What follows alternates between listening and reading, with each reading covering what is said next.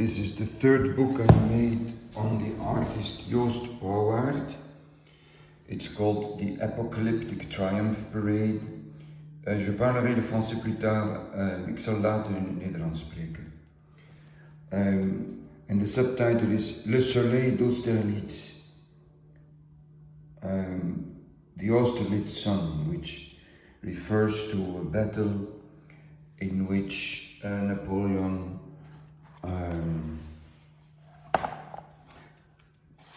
allowed the other army to take a higher stance on a hill on a misty morning, counting on the fact that the mist would leave and the sun would shine in their eyes, which happened. This is called the Soleil d'Austerlitz, the sun of Austerlitz. In this book, for the first time, I had the idea to explain as explicitly as possible that Joost Pauwaert does not make weapons. And he explains, for example, that this object that looks like a missile is a sculpture because it's made out of copper, which is a metal not used to make weapons or missiles. And then the copper is sanded with the result that its skin is hurt. It becomes pokdalig in Dutch, I don't know how to phrase it in English. It's hurt, like the skin of an adolescent, let's say. And then it is patinated, if this is said, I don't know, finished with a bronze finish, so it's oxidized. So it really looks like a sculpture, and it really is a sculpture. It is not a weapon. Here one can see the damaged surface, which makes it like a primitive look-alike of a missile, but not a missile in itself. So, for the first time, I single out part of an interview, which I think is very important to understand what Joost is about. And for once, I will read the text because I think it's useful. You're not a macho, so why the need for weapons in this procession and in your work in general? You just spoke about the wild energy you encountered in Rubens. See page 142. When people are first introduced to your work, however, some only see aggression because they don't look carefully, Pauwaert says. But what do they miss? Pauwaert, funny details, anomalies, paradoxes, contradictions, ambiguities. If you look attentively at the large rocket that opened the procession, you don't see a rocket, but a sculpture, because of its dented appearance, the patina, the material used. Copper is not a suitable material for a rocket, that's where it starts. Moreover, the rocket was sandblasted to give it a pockmarked skin. The skin made it look as if it had been lying on the bottom of the ocean for a while and exposed to overpressure. The anger had gone. It had become an unfathomable poetic object. Then I gave it the classic bronze patina by baking copper nitrate on it with a pig burner. It was no longer a living, menacing rocket, but a dull relic. The book is about the procession, that's why it has this oblong structure.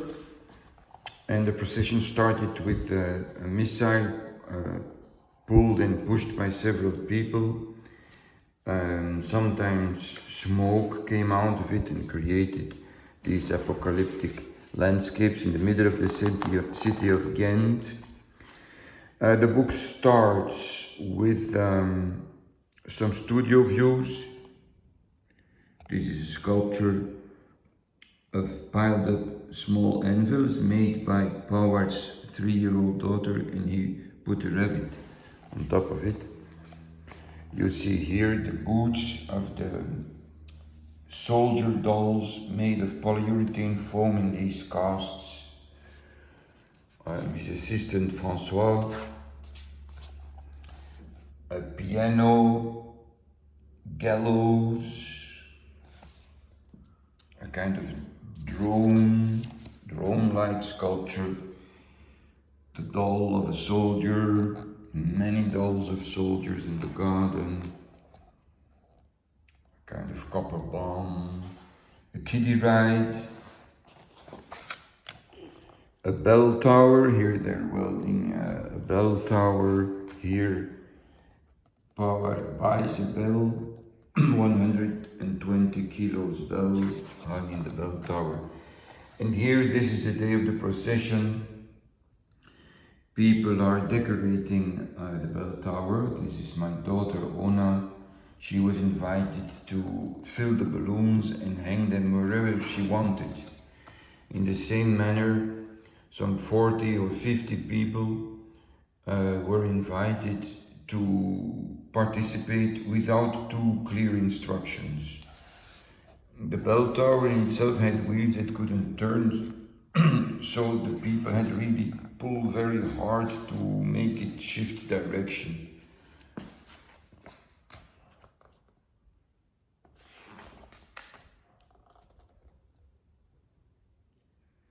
Ringing the bell, yeah, because they had to juggle around the bell tower. The bell was donging all the time, banging all the time, like the shadow on the smoke here. And this was the morning, so Francois with the wheel, two daughters of Joost, Martin de Meulenaire, photographer, the construction of the gallows, the piano gallows, on a cart that was pushed and pulled forward until the piano was cut during the procession as a performance and fell down on the cart. My daughter said it made a very nice sound when it fell down. Preparations in the morning. Alexia Rockist, a slot machete.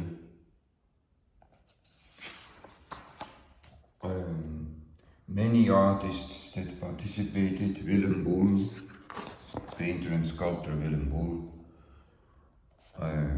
musicians. Then the book shows some 60 video stills of the procession in a chronological order.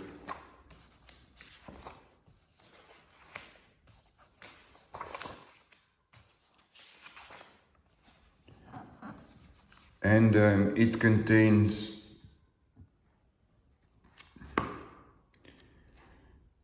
two texts. One text consists of testimonies of the people of some 15 people that participated in the show.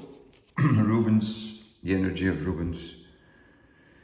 And the other text is an interview with, here you see people pull at the bell tower to have it change direction. And the other one is an interview in which Joost explains where all the sculptures came from and how he made them. Very practical, not theoretical. This is a moment in the procession, Joost's favorite moment, where the Soleil of Oosterried seemed to participate in the procession. Voilà un livre que j'ai fait sur une procession organisée par Joost Pauwaert, improvisée dans la ville de Gand avec une cinquantaine ou soixantaine d'artistes qui ont participé. Voici la police qui a aidé aussi. Mais il y a plusieurs personnes comme des musiciens, l'artiste Willem Boel, une fille de Joost, Karel Tienpont, le peintre Karel Tienpont. Il y a beaucoup de gens, Martin de Meulenaire, photographe et activiste, François Genicot, Slut Machette, Oliver Barbet, the architect Anke van de Meulenbroeke. So many people have participated. Oh, j'ai oublié que je parlais le français. Voilà, il a organisé cette exposition ici avec un piano qui pendouillait, comme j'ai oublié le mot pour ça, comme pour une pendaison. Quel est le mot? J'ai oublié. Ici on voit comment il a construit cela.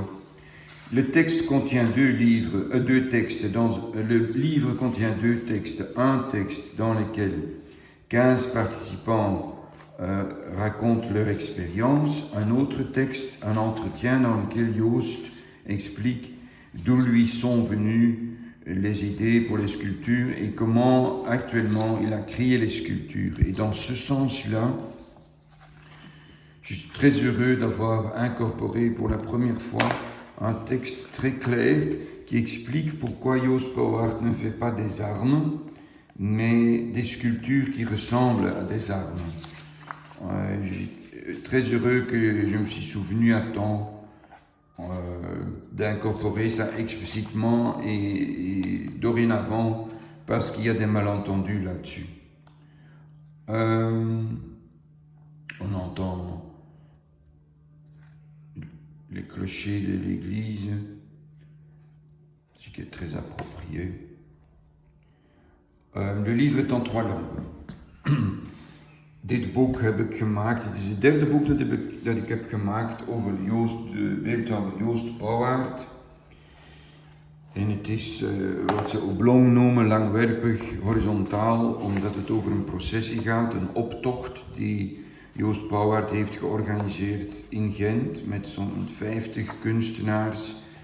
Het begint met beelden uit het atelier waar je ziet hoe hij bijvoorbeeld hier met polyurethaan in deze gietvorm replica's van laarzen maakt, die dan zullen gedragen worden door soldatenpoppen, die je hier opgestapeld ziet in de tuin van Pauwaert. En die later in de optocht zullen bungelen. Hier zie je een kiddie ride met een bon, een klokkentoren die gelast wordt, een klok die gekocht wordt, die opgehangen wordt in de klokkentoren. De klokkentoren die wordt versierd door vrijwilligers, waaronder mijn dochtertje Ona, die het verzoek of de uitnodiging kreeg de ballonnen op te blazen en te hangen waar ze wilde, wat ze ook heeft gedaan. De assistent François Genicot, ja nee, dit is niet François, het is een andere man. Er werd ook rook geproduceerd, waardoor er werkelijk apocalyptische taferelen ontstonden in het centrum van Gent. Hier zwarte rook. Ik hou van de schaduw van deze persoon op de rook. Dan na de studiobeelden zie je de beelden van de dag zelf, waarop op een 5-tal uren tijd de hele processie is opgebouwd. Hier zie je hoe er een soort galg wordt opgericht waar een bestaande piano aan zal worden opgehangen. Dit is François Genicot. Hier is François. Eerst opgetakeld, dan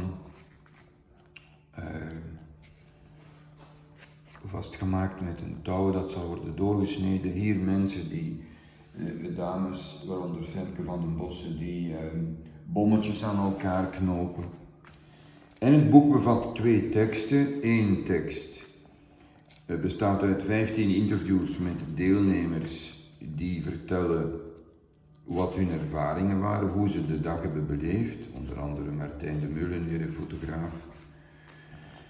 En de andere tekst is een interview met Joost, waarin hij vertelt waar zijn ideeën voor de werken vandaan zijn gekomen en hoe hij de werken heeft gemaakt.